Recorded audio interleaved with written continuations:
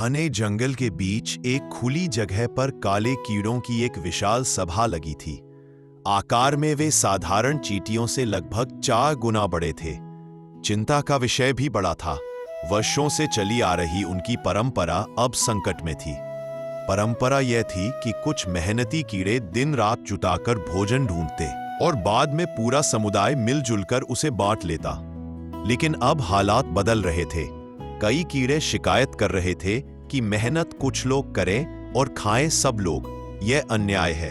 वहीं कुछ आलसी कीड़े उसी पुरानी व्यवस्था पर टिके रहना चाहते थे, क्योंकि मेहनत से बचने का इससे आसान तरीका और क्या हो सकता था। इसलिए आज यह सभा बुलाई गई थी। मुखिया और कुछ बुजुर्ग समस्या पर विचार कर रहे थे और बाकी कीड़े अंतिम निर्णय के इंतजार में थे। सभा में एक कीड़ा ऐसा था जो बहुत ही मेहनती और स्वाभिमानी था। उसने देखा कि उसकी कड़ी मेहनत का लाभ दूसरे बिना परिश्रम उठाते हैं, तो उसने ही यह सभा बुलाई थी। उसके मन में एक योजना थी जिसे वह अपने परिवार और समुदाय के साथ मिलकर पूरा करना चाहता था। लेकिन कुछ कीड़ों को उसकी किसी भी बात से सहमति नहीं थी। हर कोई अपने हिसाब से चलना चाहता था। उसी समय दूर से काले रंग के ही कुछ छोटे छोटे जीव एक लंबी कतार में चलते दिखाई दिए। कीड़ों ने उन्हें अपनी ही जाति का समझा, पर वे वास्तव में काली चींटियां थीं, जो अपने स्वभाव के कारण एक के पीछे एक चलती थी। कीड़ों को उनके बारे में कुछ पता नहीं था। मेहनती कीड़ा उत्सुकता से उनकी ओर बढ़ा और पुकारा, अरे भाई साहब, जरा रुकिए, आप सब एक कतार में कहां जा रहे हैं? कतार से एक चींटी बाहर आई और बोली, तो हो कोई मदद चाहिए क्या? कीड़े ने संकोच से कहा, मदद तो नहीं, पर जानना चाहता हूं कि आप सब इतने बड़े जत्थे में कहां हमला करने जा रहे हैं। चींटी हंस पड़ी, हम हमला करने नहीं जा रहे, हम तो मेहनत करके भोजन की तलाश में निकले हैं। यही हमारा नियम है, जो हमारे साथ बराबरी की मेहनत करे वही हमारे साथ रह सकता है। जो काम न करे हम उसे समूह से अलग कर देते हैं। लेकिन आप लोग किस लिए इकट्ठे हुए हैं? कीड़े ने पूरी समस्या उसे बता दी। सब सुनकर वह चींटी उनकी सभा में आई। अतिथि समझकर उसका सम्मान किया गया।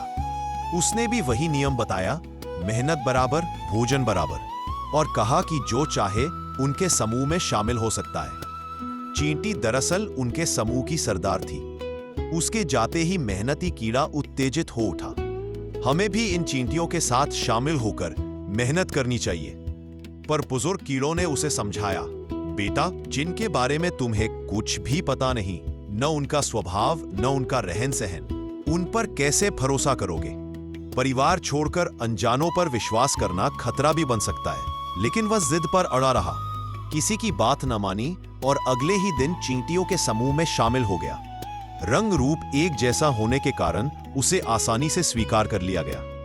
वह अत्यंत खुश था, मानो उसके सपनों को पंख लग गए हो। रास्ते भर वह चींटियों के साथ मस्ती करता रहा।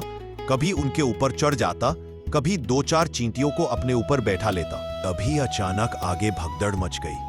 किसी अज्ञात दुश्मन ने चींटियों पर हमला कर दिया। हमलावर तो भाग गया, पर मार गिरा मेहनती कीड़ा। घबराई हुई चींटियां उसे ही हमलावर समझ बैठी। गुस्से में उन्होंने उसे चारों ओर से घेर लिया और इतनी बेरहमी से काटा कि वह तड़प कर चीख उठा। उसकी दर्द भरी आवाज दूर बैठे उसके परिवार के कीड़ों तक पहुंची। वे दौड़े, पर कुछ कर न सके, बस निराश होकर उसके अंत को देख रहे थे। सबकी आंखों में एक ही बात थी, जिसने अपने परिवार का साथ छोड़कर अजनबियों पर भरोसा किया, उसका यही अंजाम होना था। सीख यही है, जो भी करो सोच समझकर करो और परिवार के बीच ही रहकर करो। दोस्तों, आपको यह कहानी कैसी लगी कमेंट में जरूर बताइए।